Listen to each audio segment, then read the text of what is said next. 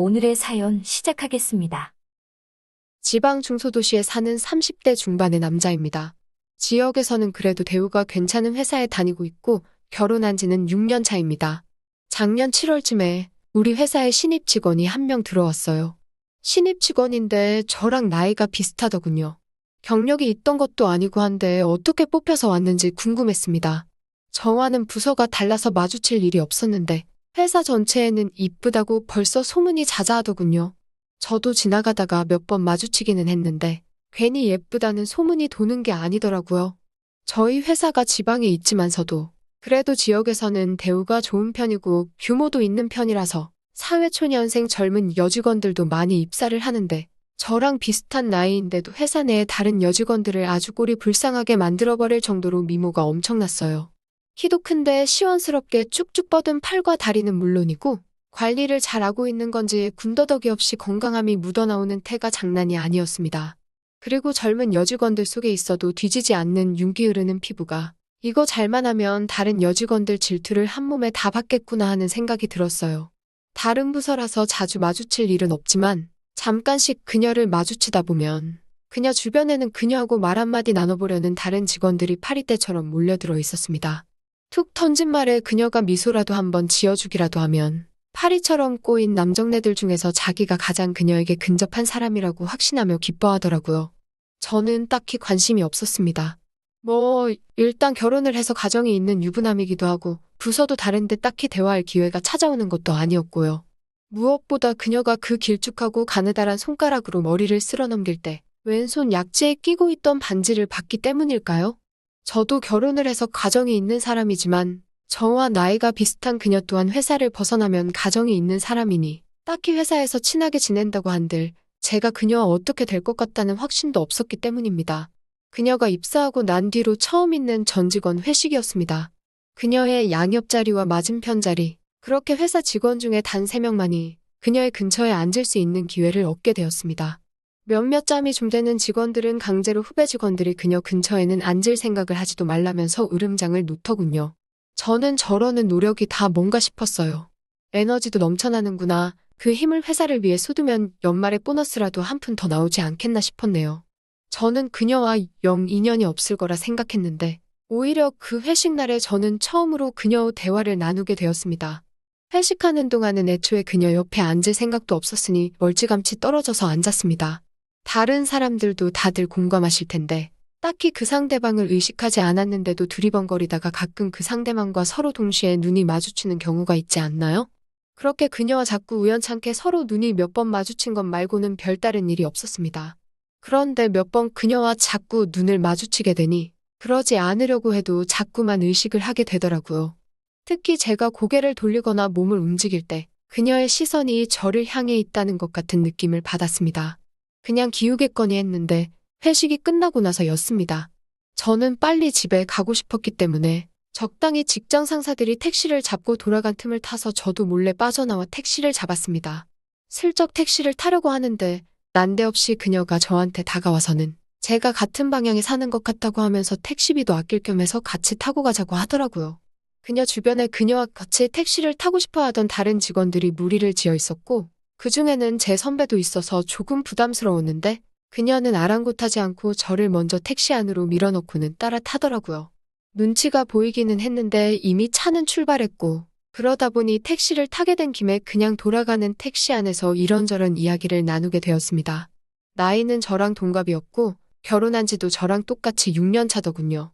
아이는 없다고 하는데 저도 어쩌다 보니 아직 아이가 없는 상황이어서 공감대가 많이 형성이 되었습니다.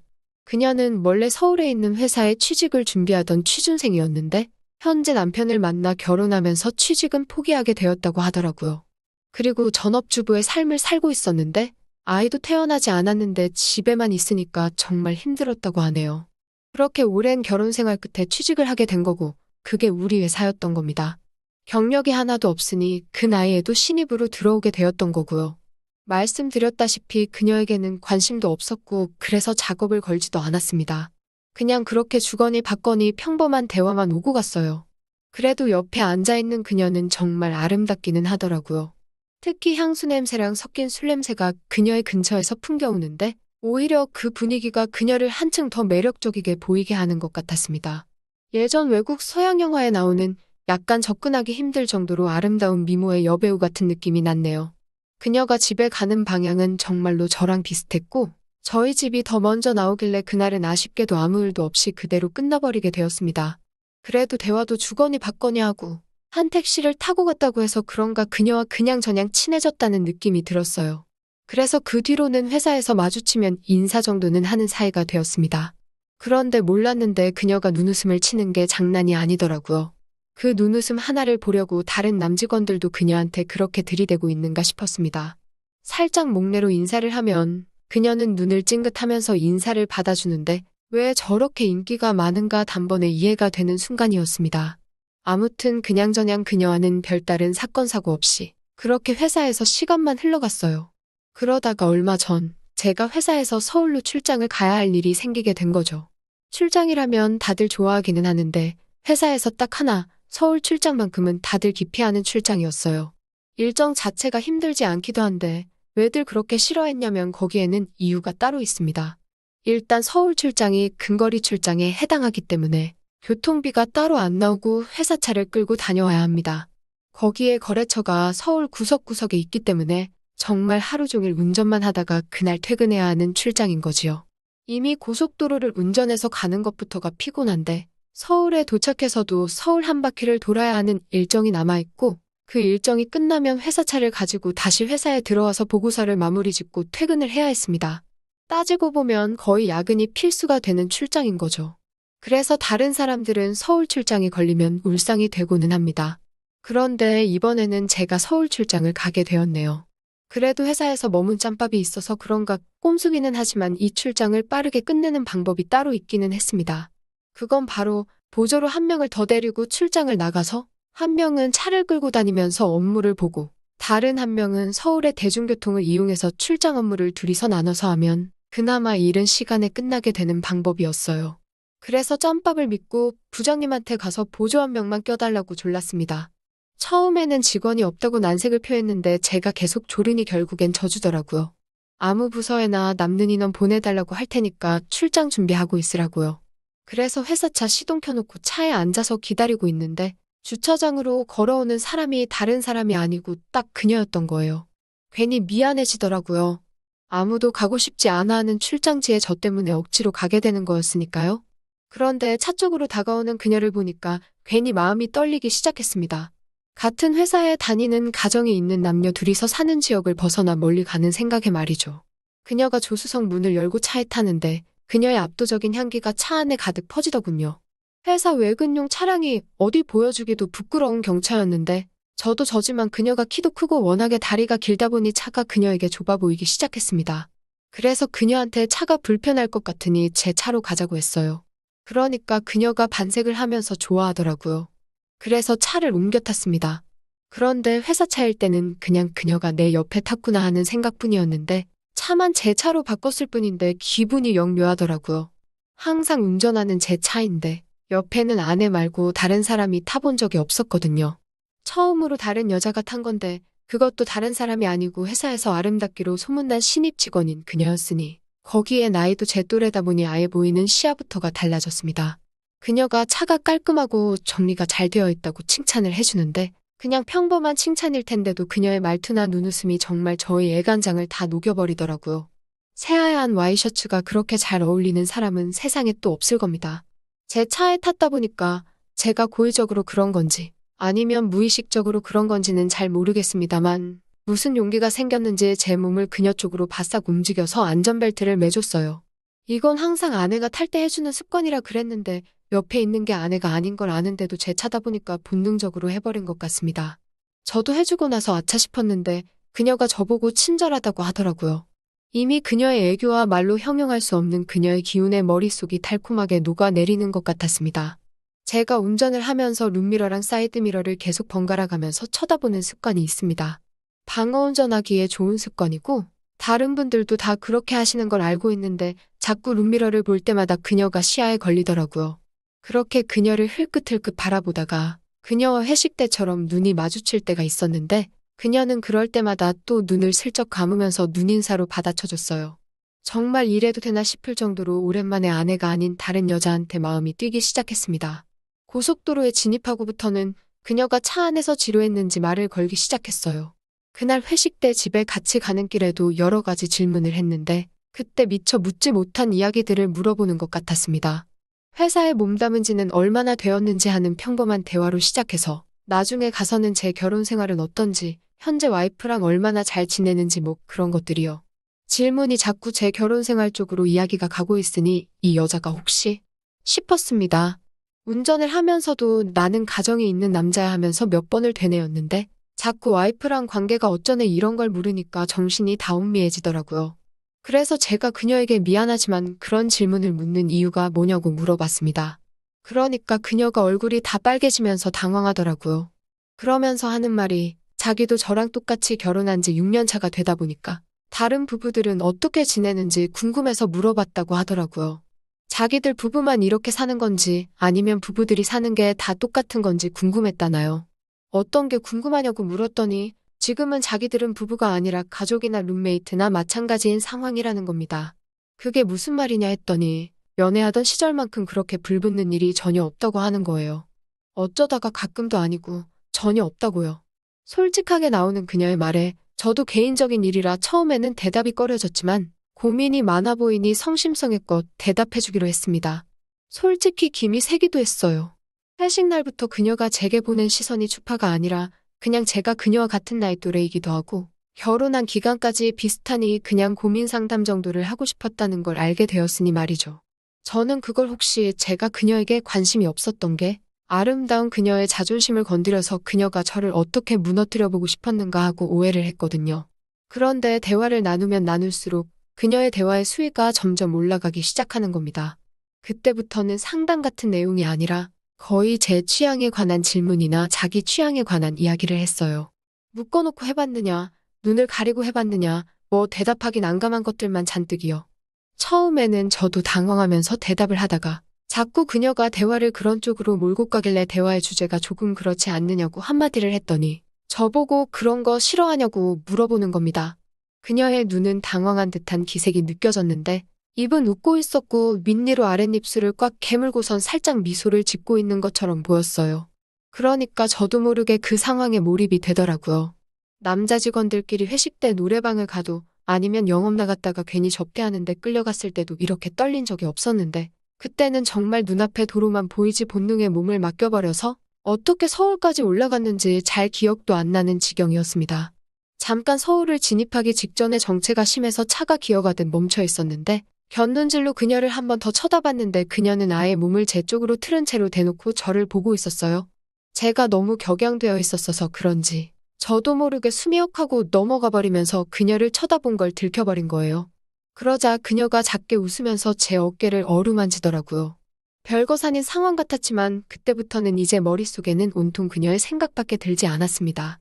서울에 도착하고 나서는 아무래도 일을 시작해야 되니 예정된 대로 그녀와 찢어지기로 했어요. 이 더운 날씨에 그녀 혼자 대중교통을 태워보내고 저 혼자 차를 타려니 미안한데 그녀는 괜찮다고 걱정 말라고 하더라고요. 그녀가 지하철을 타러 가는 걸 보자마자 저는 화장실로 달려가서 제정신을 차리려고 찬물로 세수를 했습니다. 찬물이 얼굴에 닿으니 정신이 드는데 아내 생각을 하면서 정신을 차리려고 했는데 아내의 얼굴에 그녀의 몸이 겹쳐 보이다가 급기야는 아내는 온데간데 없고 그녀의 얼굴만 떠오른다던가 하면서 집중이 하나도 되지 않았습니다. 화장실로 달려가서 핸드폰을 꺼내 아내의 사진이라도 봐야겠다 했는데 저도 모르게 그녀의 사진을 몇 번이고 확대하면서 보고 말았습니다. 이러면 안 되겠다 싶어서 일에 집중하면 이런 잡념도 사라지겠지 싶어서 차 안으로 돌아왔습니다. 하지만 역시나 차 안은 그녀의 향수 냄새로 가득해져서 그 잡념이 쉽사리 사라지지가 않았어요. 그래서 저도 그냥 대중교통을 이용해서 출장지를 돌았습니다. 덕분에 1시간이나 그녀를 밖에서 기다리게 만들었어요. 1시간이나 기다렸는데도 그녀는 화 한 번 내지 않고 고생했다고 저를 반겨주더라고요. 그리고 차를 출발시켰습니다. 그녀는 지쳤는지 의자를 살짝 뒤로 젖히고 잠깐 잠에 들더군요.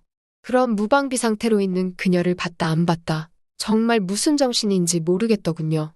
그렇게 회사에 도착했는데 시간은 이미 저녁 8시를 넘어가고 있었습니다. 제가 1시간을 기다리게 만들었으니 저 때문에 더 늦은 거나 마찬가지였어요. 그래서 제가 그녀에게 보고서는 제가 혼자 작성할 테니까 그녀는 먼저 퇴근하라고 했어요. 그랬더니 그녀가 뾰루퉁한 표정으로는 어떻게 저녁도 안 먹고 헤어질 수가 있냐고 하면서 밥을 사라고 하더라고요.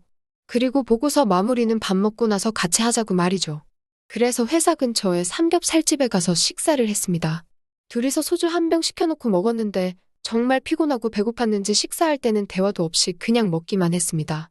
음식이 나온 지 30분도 안 돼서 모든 걸 먹어치웠고 이제 사무실에 돌아가서 출장 보고서를 마무리하자고 했더니 그녀가 오늘은 지쳤으니 내일 출근해서 하고 술이나 더 마시자고 제안을 하더라고요.